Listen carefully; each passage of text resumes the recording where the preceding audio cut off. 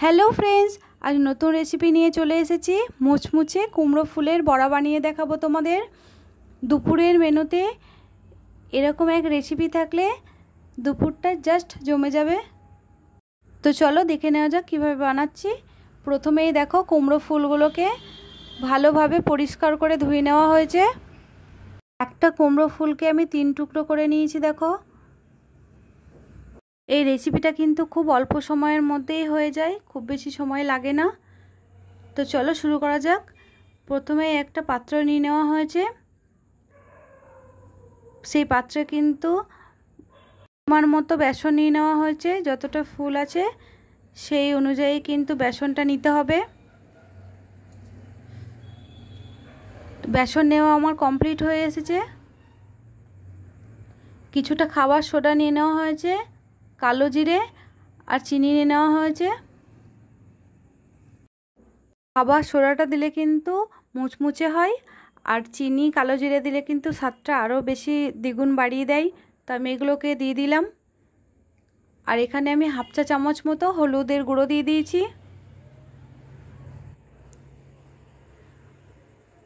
স্বাদ মতো কিন্তু লবণ দিতে হবে।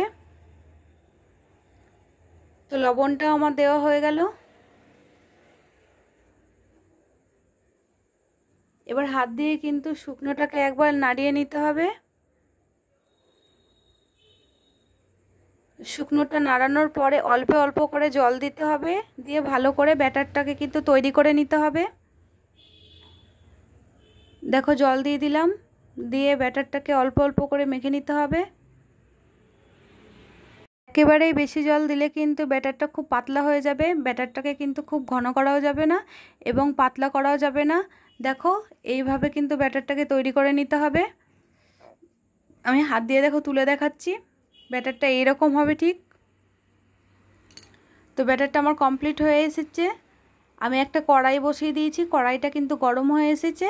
এখানে কিন্তু পরিমাণ মতো সরষের তেল দিয়ে দেওয়া হলো। তোমরা চাইলে সাদা তেল দিতে পারো। আর এই বড়াটা ভাজবার জন্য একটু বেশি তেলই লাগবে। তো তেলটা আমার গরম হয়ে এসেছে। এবার কুমড়ো ফুলগুলো আমি নিয়ে নিচ্ছি। এই দেখো একটা বেসনের মধ্যে এক পিঠটা উল্টে আর এক পিঠটা আমি চুবিয়ে নিলাম। এবার বড়াগুলো আমি দিয়ে দিচ্ছি। এইভাবে কিন্তু প্রত্যেকটাই দেব। দেখো আমি আবারও একটা ফুল নিয়ে বেসনের মধ্যে চুবিয়ে দিয়ে দিলাম। তো বড়াগুলো আমার এক পিঠটা ভালোভাবে ভাজা হয়ে এসছে, পরের পিঠটা আমি উল্টে দিলাম। এটা কিন্তু খুব ভালোভাবে লাল লাল করে ভেজে নিতে হবে, তবেই মুচমুচে হবে। মিডিয়াম দমে করতে হবে। আর দেখো কত সুন্দর ফুলকো ফুলকো হয়েছে। এবার কিন্তু দেখো হয়ে এসছে, আমি তুলে নিচ্ছি। তো একবার তুলতে গেলাম কিন্তু পুরোটাই পড়ে গেল, একটা উঠলো। আবারও ভালোভাবে তেল ঝরিয়ে আমি দেখো তুলে নিচ্ছি। একটা পাত্রে আমি রেখে দিলাম। ঠিক ওইভাবে আমি আবারও ভেজে নেব কুমড়ো ফুলের বড়াগুলো।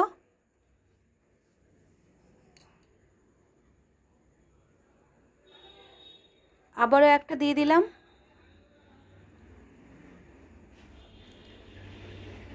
এইভাবে আমি বাকি বড়াগুলোও কিন্তু ভেজে নেব। বেসনটা কিন্তু ভালোভাবে ফেটালে কিন্তু খুব বড়াগুলো ফুলবে। দেখো কত সুন্দর হয়েছে, ফুলছে দেখো। তো বড়াগুলো আমার লাল লাল করে ভাজা হয়ে এসছে, আমি তুলে নিলাম তেল ঝরিয়ে।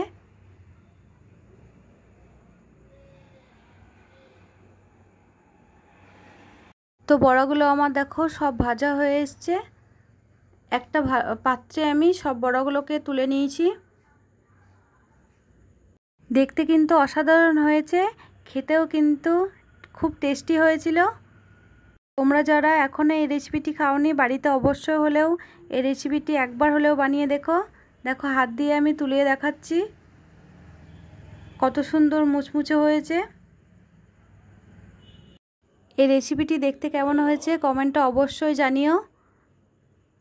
আর তোমাদের যদি ভালো লেগে থাকে তাহলে লাইক করে দিও, সাবস্ক্রাইব করে দিও, আর পাশে থাকা বেলটি অন করে দিও। টাটা বন্ধুরা।